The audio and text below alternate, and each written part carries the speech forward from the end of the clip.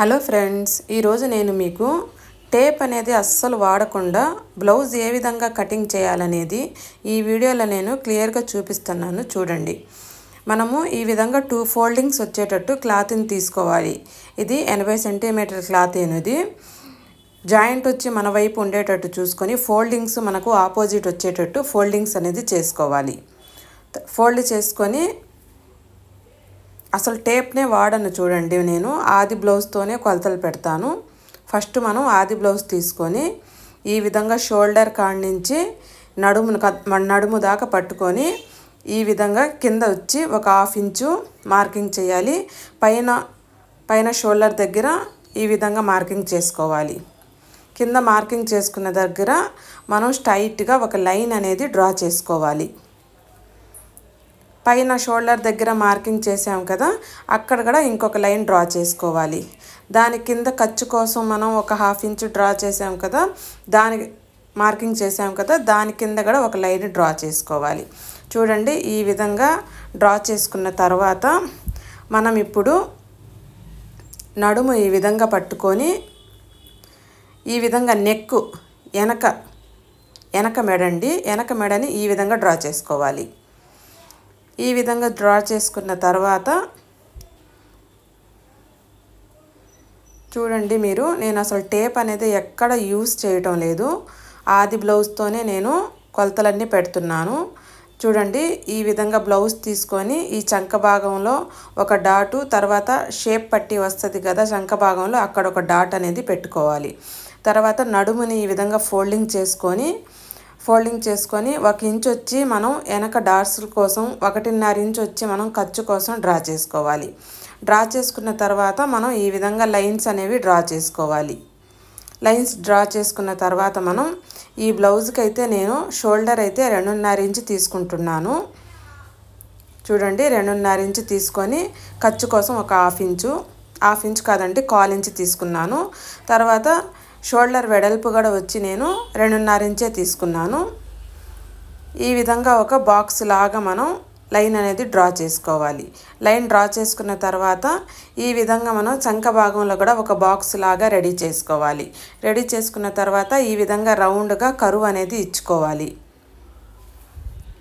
చూడండి, back part అనేది మనకు పూర్తిగా రెడీ అయిపోయింది. ఇప్పుడు ఈ ఉక్సులు పట్టి తీసుకొని మనం కింద నడుము కాడ నుంచి ఇక్కడ ఈ విధంగా షేప్ పట్టి ఎక్కడ వరకు ఉంది అనేది ఒక డాట్ అనేది పెట్టుకోవాలి. తర్వాత ముందు మెడ కోసం ఈ విధంగా ఖర్చు కోసం వదిలిపెట్టి ఈ మెడ ఎంత వరకు ఉందో అంతవరకు ఒక డాట్ అనేది పెట్టుకోవాలి. తర్వాత ఈ షేప్ లెంత్ ఎంత ఉందో మనం షోల్డర్ కాడ నుంచి ఈ విధంగా ఒక డాట్ అనేది పెట్టుకోవాలి. అన్ని కొలతలన్నీ మనకి బ్యాక్ పార్ట్ మీదే ఆధారపడి ఉంటాయండి. ఇంకా మీకు ఈ బ్యాక్ పార్ట్ అన్ని కొలతలు బ్యాక్ పార్ట్ మీద తీసుకుంటే ఫ్రంట్ పార్ట్ కూడా మనం ఈజీగా కటింగ్ అనేది చేసేయవచ్చు. రౌండ్ షేప్ అనేది ఇచ్చుకోవాలి నెక్కి. తర్వాత నేను చూడండి కట్ చేస్తున్నాను. చూడండి, నీట్గా మనం కట్ చేసుకున్న తర్వాత అసలు టేప్ అనేది నేను ఎక్కడ యూస్ చేయలేదు, ఎక్కడ టేప్ అనేది వాడలేదు.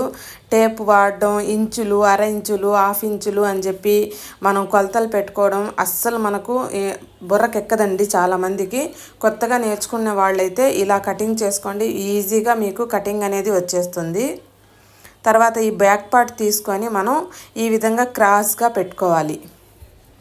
ఈ విధంగా క్రాస్గా పెట్టుకున్న తర్వాత చూడండి, నేను ఎక్కడ జాయింట్ అనేది పడకుండా నీట్గా వచ్చేస్తుంది. ఈ విధంగా లైన్స్ అనేది డ్రా చేసుకోవాలి.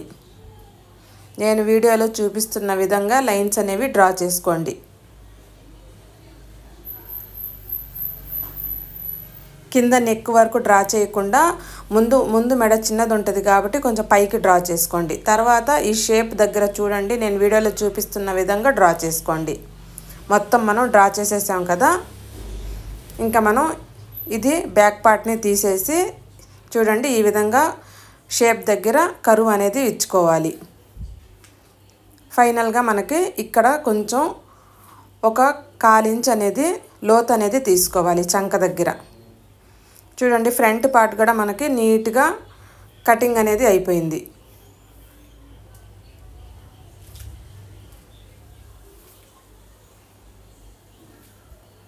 అసలు ఎక్కడ కన్ఫ్యూజ్ అనేదే లేదు. ఏమన్నా మీకు అర్థం కాకపోతే నాకు కామెంట్ చేయండి.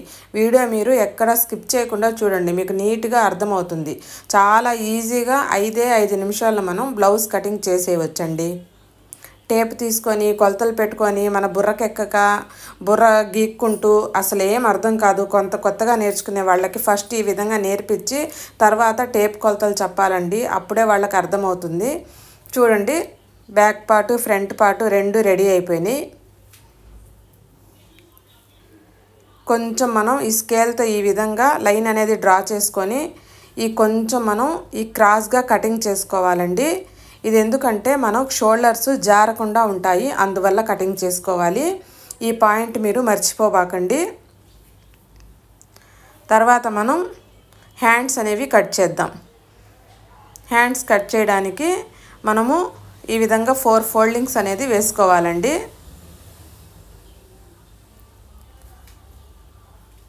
4 ఫోల్డింగ్స్ వేసుకొని దీనికి కూడా నేను టేప్ అనేది వాడనండి. చూడండి, నేను ఆది బ్లౌజ్తోనే హ్యాండ్స్ కూడా కటింగ్ చేస్తాను. చూడండి, ఇది పట్టీ హెమ్మింగ్కి పట్టీకి పెట్టాలండి. 1 ఇంచు హెమ్మింగ్ పట్టీకి తీసుకున్నాము. తర్వాత ఈ విధంగా ఆది బ్లౌజు సర్దుకుంటూ మనం హ్యాండ్ పొడవు ఎంత ఉందో అంతవరకు మార్కింగ్ అనేది చేసుకోవాలి. ఖర్చు కోసం 1/4 ఇంచు ఎక్స్ట్రా మార్క్ చేసుకోవాలి. తర్వాత చంక భాగంలో మనకు ఈ విధంగా మార్కింగ్ అనేది చేసుకోవాలి. ఈజీగా హ్యాండ్ కటింగ్ కూడా మనం ఈజీగా చేసేయవచ్చండి. చూడండి, ఈ విధంగా లైన్స్ అనేవి స్కేల్ తీసుకొని డ్రా చేసుకోవాలి.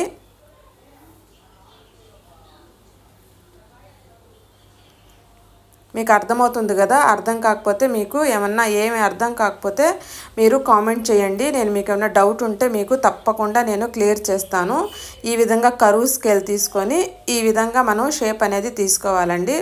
చూడండి, ఎంత నీట్గా మనకు హ్యాండ్ అనేది రెడీ అయిపోయింది. చూడండి, ఇప్పుడు నేను కటింగ్ చేసేసాను. చూడండి, టేప్ కొలత కూడా బాగా ఎక్స్పీరియన్స్ ఉన్న వాళ్ళకైతే బాగుంటుందండి. కొత్తగా నేర్చుకున్న వాళ్ళకైతే ఈ విధంగా జాకెట్తో మనం కొలత తీసుకుంటే ఎవరి జాకెట్ అది మాకు ఆది బ్లౌజ్ ఇస్తారో వాళ్ళ ఆది బ్లౌజ్తోనే మనం కొలతలు పెడితే వాళ్ళకు సేమ్ టు సేమ్ ఎలా ఉంటుందో అలానే బ్లౌజ్ అనేది వచ్చేస్తుందండి. తర్వాత మనం ఈ విధంగా హ్యాండ్స్ అనేది ఓపెన్ చేసి 1/4 ఇంచు కరువు అనేది తీసుకోవాలండి. ఎక్కువ తీయకూడదండి. 1/4 ఇంచు చూడండి ఎలా వచ్చాయో ఐబ్రోస్ లాగా. ఈ విధంగా కరువు అనేది తీసుకోవాలి. హ్యాండ్స్ అనేవి మనకు రెడీ అయిపోయినాయి. చూడండి. ఓకే ఫ్రెండ్స్, వీడియో నచ్చితే తప్పకుండా లైక్ చేయండి. మీ